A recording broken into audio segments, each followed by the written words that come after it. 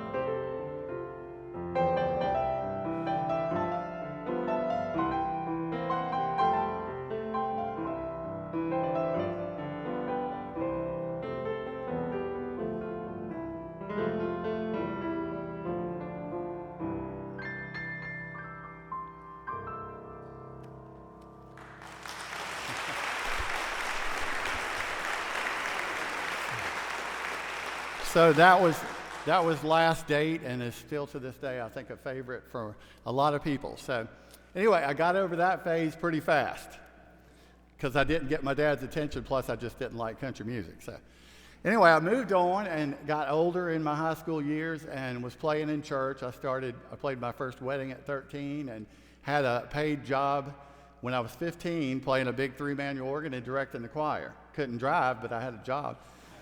So the funny thing, since I'm here tonight, I'll go ahead and tell this story. My sister, back in the day, was not the most supportive of the piano music. And of course, it didn't sound like this, you know? So she always gave me a hard time, but it's so funny because I still tease her. I couldn't drive, and that job was like 30 minutes downtown Savannah, and my sister had to drive me to that church to play for that church service and then go home and come back and get me, or my dad would do that. So I still tease her about that. But anyway, so around that time, I discovered a piano player that you've probably heard of named Dino Kartsanakis. So there was some stuff that I did not know anything about. It's not in your classical music. And I had seen people do this. A glissando is what that's called. But I had never seen anybody do it on the black keys. Well, I watched Dino, and let me tell you, I got carried away doing this. I one time got so carried away playing in church, doing this in the middle of a piece. I started out playing one piece and got carried away and did that for a while and finished the song and sat down and realized I just finished playing a total different song than I started playing. Totally, I don't know if they were in the same key, but I started with something and ended with How Great Thou Art, but anyway, and you heard a little bit of this at the beginning, but I'm just going to let you know what it sounds like. Way more impressive than it really is.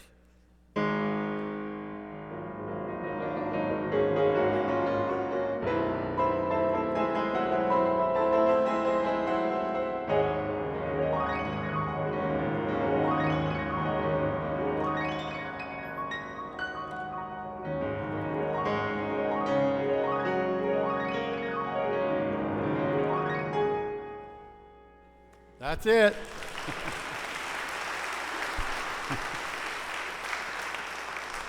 So it sounds a lot harder than it is. That's what I was trying to say. But anyway, so everything I played for a while, every hymn medley, every Sunday, if you heard me play the piano, you'd hear a lot of that. So, but people loved it. All right, so I moved on from that and got into my ragtime stage. And you probably remember back in the 70s, that movie, The Sting, came out. So Scott Joplin became a favorite, the guy that wrote that piece. So this was a different piece by Scott Joplin that I enjoyed playing. It's not Jesus Loves Me, don't worry.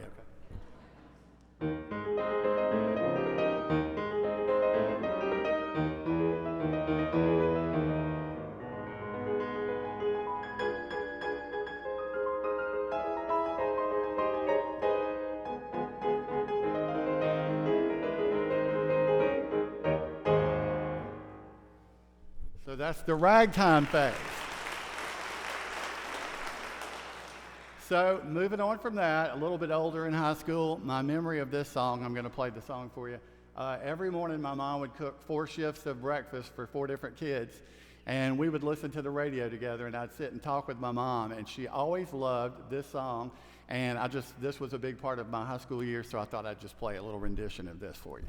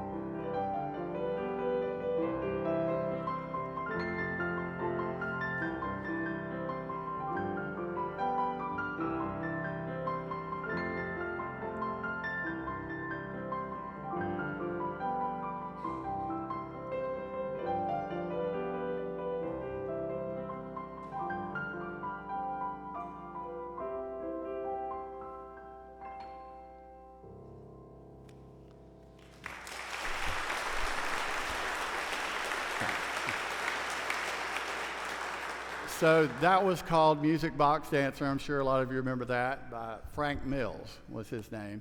And that was probably around maybe 78 that was popular. So anyway, I finally graduated from high school, believe it or not, and graduated in 80 and went off to college. So let me go over here and move away, and I'll tell you about that. So when I got to college, it was a whole different world. There was no more Black Key glissandos and that kind of music box dancer. I mean, you wouldn't have ever played that in front of your college teacher or your college friends. It was kind of the snooty world. If you've ever been to the opera and stuff like that, you know it's just a different world than going to see John Denver, right? It's a different concert. So everybody sits up straight and you're all dressed up. So it was kind of the, hoity-toity music. So I'm going to get my sister to come up here. I want to tell you, when I did my junior recital in college, a funny story. Now, I grew up in a family that I thought, we didn't go to the opera and the symphony, but I always say our cousins weren't dating each other either. So, we were somewhere along the middle side. We had a little bit of smarts. But at least I thought we did anyway. And I had my college recital, and one of the pieces I did was a French piece. And so picture this in your mind. It was On the Name, was what it was, On the Name of Haydn. So on was S-U-R, the was L-E, name was N-O-M. Sur le nom, right, On the Name. So my mom told me later that she asked Donna, she said, what do you think that song is? What do you think that says? She said, looks like to me it has something to do with sour lemons.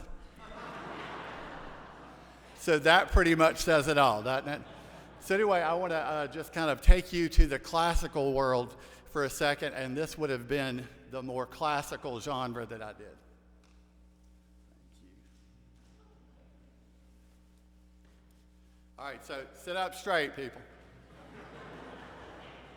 All right, so clap.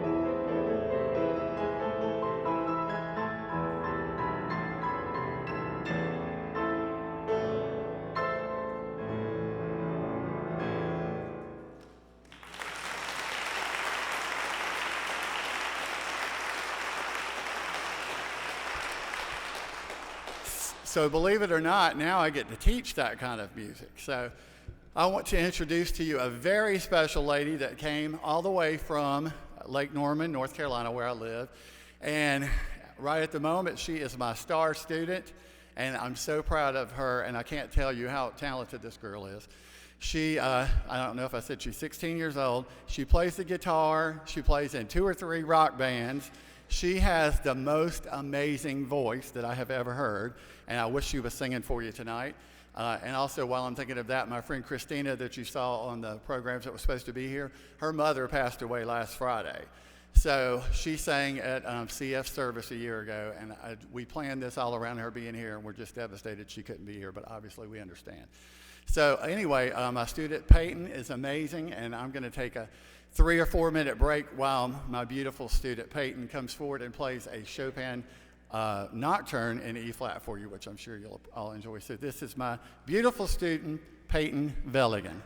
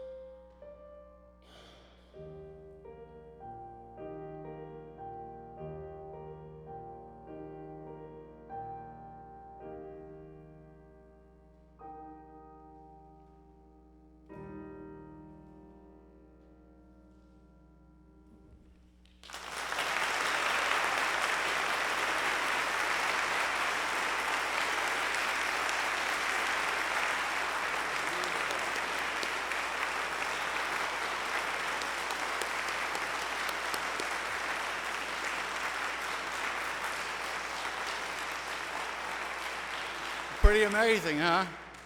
It also bears worth saying, I think, that her father, with all the doctors here, her father is an emergency room doctor in Charlotte, right?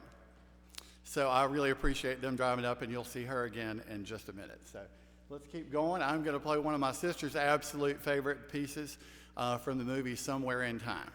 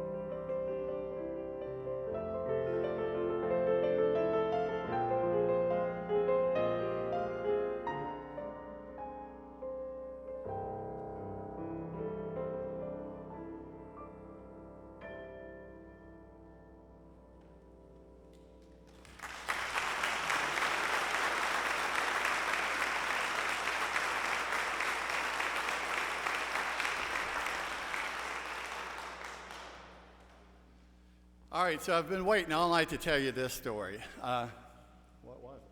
Oh, okay. So I'm going to play a piece that I actually, it's called Send in the Clowns. And my first story I want to tell you was that I was playing this in the Embassy Suites Hotel, where I played for about 5 years in the early 80s. And the place was huge, had a big atrium, and the piano was mic'd. It was in the lobby. It played by the pool. It played out all in the lobby. It played in the bathrooms. I mean, everywhere you went, you heard me playing. So I was playing Send in the Clowns, and this lady came up and sat in one of these big atrium-type chairs that came over you like this, and she sat 3 feet from me in the back and listened to me play, and we talked for a minute afterward, and then, oh, thank you, I appreciate that. So we talked for a minute, and I enjoyed talking to her. And she had red hair pulled back in a ponytail. She was in jeans and a T-shirt. And I played Memory from Cats because I liked that piece, and I thought, well, I impress her. So I played that one and turned around and talked to her again. And she said, so what was that piece you were playing when I walked up and sat down? And I said, that was Send in the Clowns, a really beautiful piano piece. And she said, well, how about let that one rip again? So, if you're a musician, and I was right out of college, and you're hoity-toity, you can't repeat a song in the same night for sure, maybe the same hour. So I thought, well, she's not going to know a thing, so I'm going to give her the quick 1-minute version with none of those fancy arpeggios or anything. So I did it, and her husband came over and, waved her on because they were checked in now. And she got up and she patted me on the shoulder and said, I sure did appreciate that, and went on to the hotel, the elevator, the glass elevators, and I saw her going up. Well, the girl from the front desk comes running over, and the lady had been sitting there for about 15 minutes. She said, do you know who you've been talking to all that time? And I said, no, but can you believe she asked me to repeat a song? And she said, that was Reba McEntire. So the story I learned from that was not to be a smarty pants. You never know.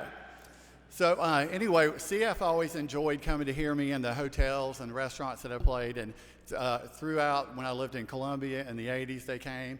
And one of the first times I met CF, they came to a restaurant. And, I played on the cruise ships and did all that. So people always thought it was really funny to ask you to play Freebird or Stairway to Heaven or something. Well, CF's song was, do you know by Crystal Gayle, Don't It Make Your Brown Eyes Blue? Well, that wasn't something I was going to really enjoy playing. But, I knew it, so I think I played it for him. But after that, it became a joke for years. Every time he came, I would tease him about that song. So one time, the story I'm going to tell you now, I love this story. I was playing at a restaurant called La Bibliothèque, which I believe was French or Italian for the library. Very dimly lit, only candle lighting everywhere. Small, very expensive place, which if you knew CF was not his thing. I'm sure he complained the whole way to Charlotte about going to this restaurant. But, what choice did he have? But he would never let me know that, but I'm sure Donna heard it for 2 hours. But anyway, they came in, and I had them the best table in the whole place, and it was built in the wall, flat with the wall, and you went in this little booth. And so I thought it was really romantic, and I was looking so forward to them being there. So they came in, and I gave them a hug, but I was in the middle of playing a set, and so got them seated at their table. Well, about 45 minutes later, I go over there. And, was talking to CF, was facing me this way, and Donna was here. And I said, so what do you think you're going to get? Because the entrees were like $50. I mean, it was expensive. If it was over $18 for CF, it was out of his range. Just so you know, he wouldn't have been here tonight. There's no way. Only if they gave him a free ticket and it was still about him would he have been here. So anyway, I asked Donna what she was going to get, and I want you to see, and of course I was trying to impress my friends. This is my doctor brother-in-law, my beautiful sister here. So I want you to see this.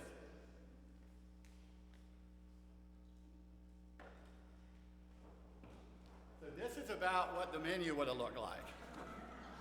I mean, it was a pretty fancy place. So this is what I see of CF. Don't look behind the curtain while I'm doing my... So I'm talking to Donna, and I said, Donna, what are you going to order? And she said, well, I'm looking at this, I'm looking at that. And so I looked at CF. This is what I saw behind the thing here. And I said, CF, what are you going to get? And this is what I saw.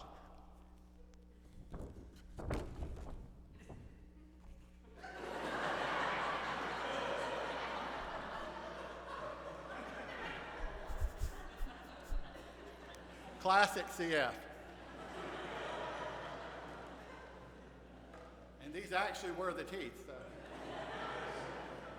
So. But anyway, there's so many times that CF did stuff like that. I'm sure you all have stories.